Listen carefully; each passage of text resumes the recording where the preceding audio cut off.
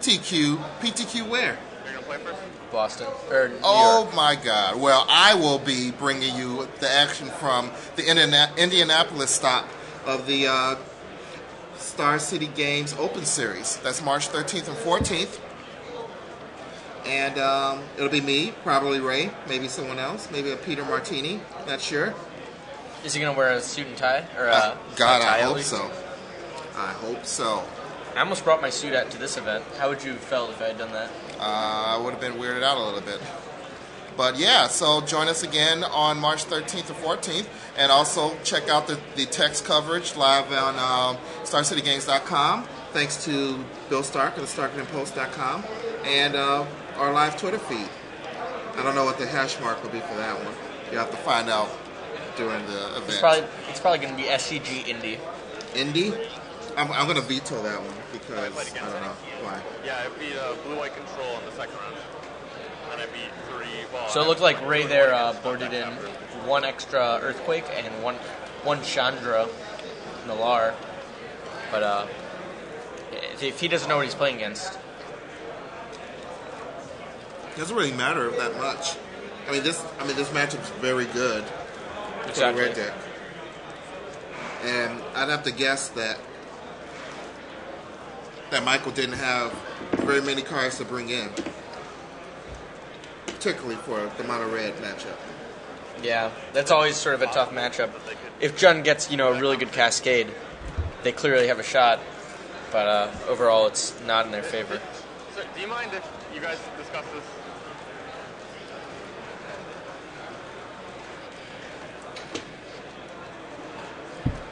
A little distracted. Players got some friendly banter going on, or not so friendly, not sure. I guess we could share, but the sound's only going through one ear. Is there any way to turn it down in mine? Here's the volume. What have you played against today? Is that the volume? Okay. Maybe actually put this in my ear though. We're getting more and more technology here. And by technology, I mean every time I go to the airport, I forget my set of headset, or I pack it away in my checked luggage, so I have to buy a new pair so that I can listen to my iPod, because the music selection on United Airlines flights is awesome, but the actual complimentary headphones that they give you, they're terrible. Terrible. But I do love the music. They have like like satellite radio, XMS radio. It's not actual satellite. It's just a recording of, I don't know if they get it weekly or monthly or whatever they get it, but Looks like both players keep their hand. Ray's got Aaron Mesa, two mountains, Earthquake, Zektar Shrine Expedition, and Terramorphic Expanse. 2 Zektar Shrine Expeditions, I believe. A Zektar Shrine Expedition, Hell's Thunder, Earthquake, a second mountain, Arid Mesa, Terramorphic Expanse, one other card I couldn't get a good look at. Well, with a rampant growth, Mike quickly accelerates out to all 3 colors that he needs. rapid growth on the play is so good, especially in John. Yeah. Especially when you get 2 of your colors, and then you can go get the 3rd. Now the deck's just on. Yep. Like the heat is on. The heat is on. You gonna continue The with these? heat is on. You gonna keep Dun-dun-dun-dun-dun. you? Dun-dun-dun. Okay. Dun-dun-dun. That's a 90s song.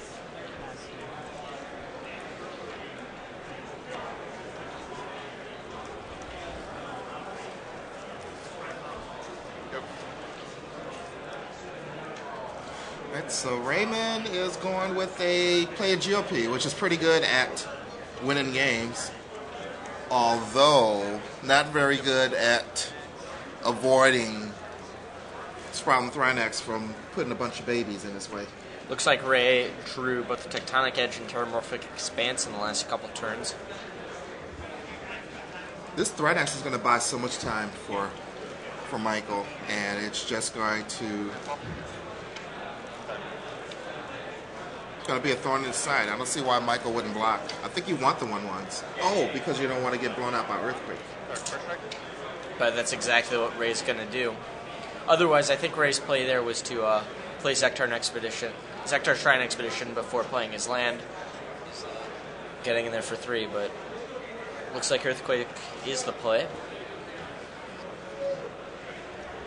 And the Edge gets rid of Savage Land, so it just didn't really color screw, just kind of played the role of wasteland management. Sure.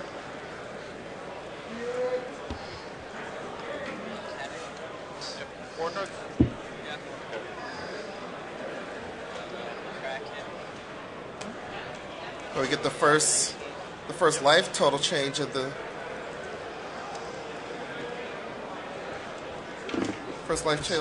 match. Are we gonna see a Blood Braid Elf? Probably. I hope so. I love playing the lottery. How often would you say you play the lottery, Rashad? Are we talking about while I have a Jund deck in my hand, or the actual lottery? The actual lottery. Well, I used to be part of a lotto pool when I was working at Lucent Technologies. That was a long time ago. Other than that, I haven't really played.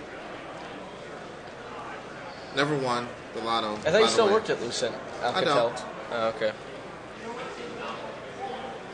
You don't know anything about me. Your Facebook.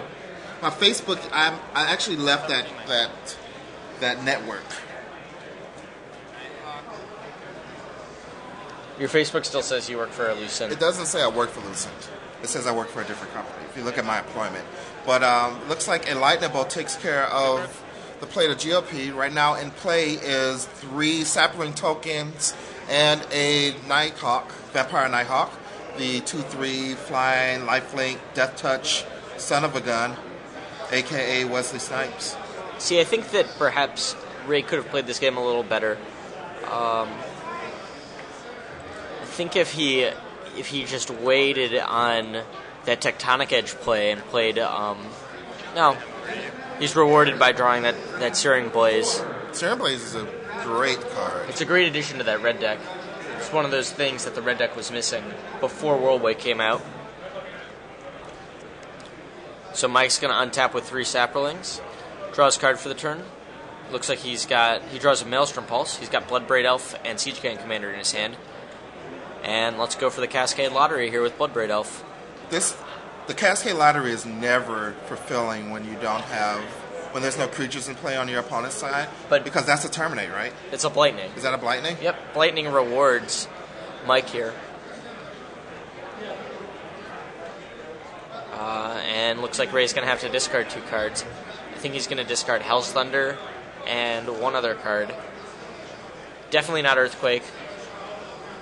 And he's got Mountain, Terramorphic Expanse, Zektar Shrine Expedition in hand. I think you have to get rid of the Mountain, right? Yeah. What are we building up to? Exactly. Flashing back Hell's Thunder?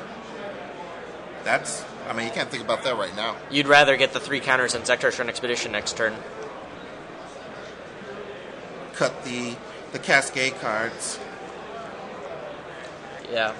With Mike at 16, dealing a good 7 damage is quite a bunch.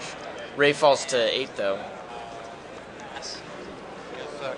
Forgot about that bonus with Bloodbraid Elf. It gets to attack for 3.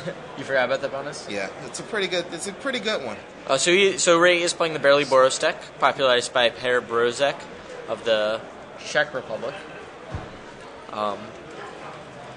If you saw our Oakland feed, you would have witnessed him live in the top 8. He's also on a Good Decks Live with us. He was. So you can search for that on YouTube. Our videos are on YouTube, so if you missed anything, you can go through and search for Peter Brozek, and you'll be able to see his deck list if you really wanted to. But not right now. You're watching our stream. Earthquake for 2. So yeah, that's what Ray did. He sacked his Terramorphic Expanse at a turn, giving him the 2 mana, extra mana besides the red mana he needed for Earthquake to pretty much effectively Wrath his opponent's board. Plays the Terramorphic Expanse and says go. And it looks like right off the top, Mike draws Nighthawk.